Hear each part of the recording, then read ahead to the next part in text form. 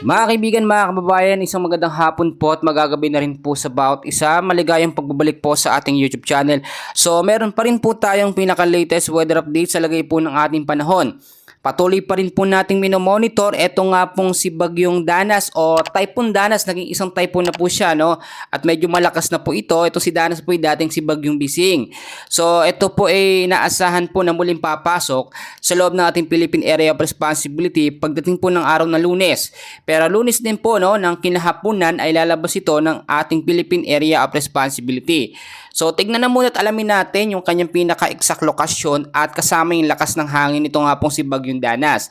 Ito pong si Typhoon Danas, mga kaibigan, ay meron na pong lokasyon ngayon na 355 kilometers northwest of Itbayat, Batanes, at meron na po siyang lakas ng hangin na pumapalo po sa 130 kilometers per hour. At merong pagbugso naman na pumapalo up to 160 kilometers per hour. Ang pagkilos naman po niya ay pa northwestward sa bilis po na 15 kilometers per hour. So tignan natin yung kanyang tinatawag po na track, no, or tropical cyclone na track, mga kaibigan.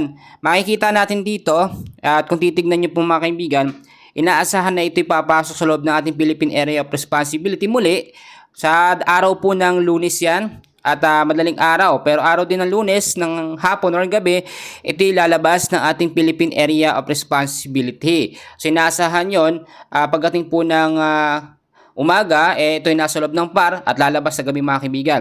So bukod dyan, mga kaibigan, alamin natin, no, yung tinatawag natin na track intensity forecast, yung mga lugar pa na kanyang posibleng madaanan, no, sa mga oras na ito. So within the next 12 hours, simula po ngayon, ay magkakaroon naman ng lokasyon na 450 kilometers northwest of Itbayat, Batanes po. Sa labas pa rin ng PAR, etong si tropical typhoon, no, o typhoon na category na si Danas na meron mula sa 120 kilometers per hour.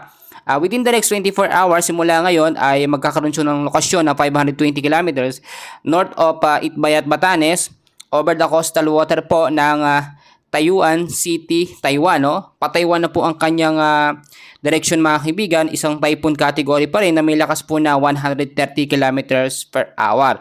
Within the next 36 hours simula ngayon, ay magkakaroon naman siya ng lokasyon na 705 kilometers north of Itbayat, Batanes. Isa pa ring typhoon category na may lakas na 120 kilometers per hour.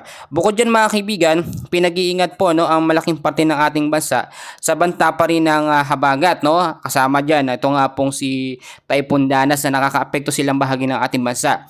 Meron pa rin tayong tinatawag na heavy rainfall outlook dahil po sa southwest monsoon, no, or hanging habagat.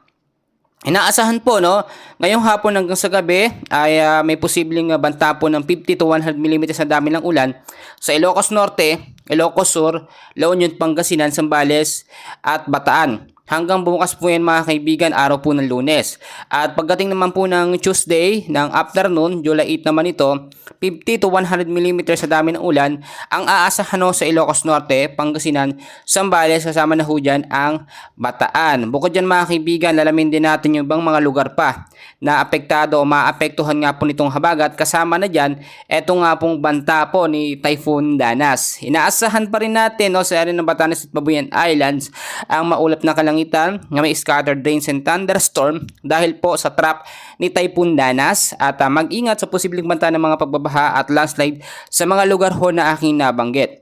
Samantalang sa area ng Ilocos region, Zambales, Bataan, asahan pa rin natin dyan ang occasional rains or yung tuloy-tuloy na mga pag-uulan pero mahina, minsan lumalakas bandang hapon na at sa gabi. At mag-ingat pa rin sa posibleng banta ng mga pagbaha, gayon din sa banta ng mga landslide. Sa area po ng Metro Manila, Cordillera Administrative Region, kasama na ho dyan ang Calabarzon, ang Mimaropa, Western Visayas, Negros Island Region, Zamboanga Peninsula, BARMM, dares po ng Cagayan Valley, kasama na ang Central Luzon. Asahan natin dyan ang cloudy skies, meron pa rin mga scattered rains and thunderstorm dahil po sa southwest monsoon. Ito pong southwest monsoon na ito, mga kaibigan, ay lumalakas dahil po hinahatak siya, no, binibigyan siya ng malakas na movement nito nga pong si Typhoon Danas. At inaasahan natin after nakalabas nga po nitong si Typhoon Dalas or makalayo na sa ating Philippine Area of Responsibility, wala pa po tayong namomonitor na panibagong bagyo na posibleng sumunod po sa kanya. So yun muna ang short update natin sa lagay ng ating panahon. Please huwag niyong kakalimutan na mag-like and subscribe. Maraming salamat po.